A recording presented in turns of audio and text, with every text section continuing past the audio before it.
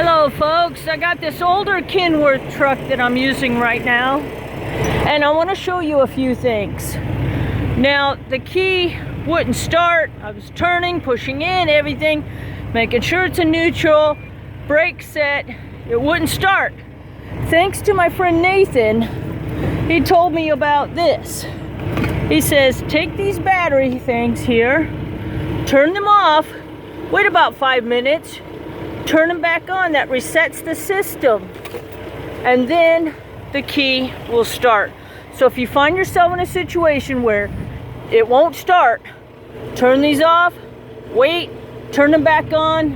Hopefully that helps, it resets. And thank you to Nathan. Now I got another thing I want to tell you. Okay, coming around, I'm not shutting it off because I don't want to try and start it again.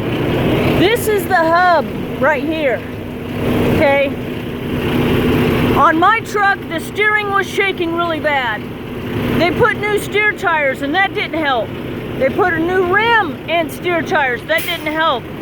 They jacked it up and they shook the tire back and forth.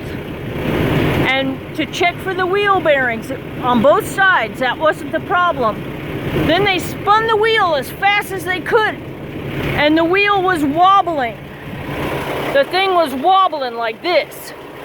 Some people were honking at me and telling me that's your hub.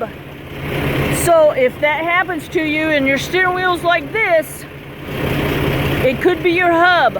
And be strong, be tough, and be persistent. I shut myself down. I said I'm not driving the truck with the wheel like this until it's fixed. It's dangerous.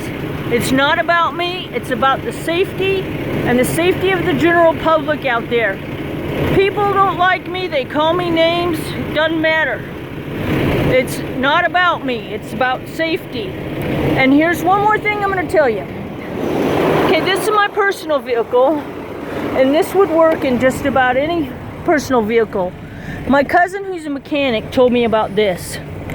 This is one of those diagnostic things that you can get off of Amazon, and this little plug here, and it plugs into your vehicle, and it'll tell you some codes to see what's wrong with your car.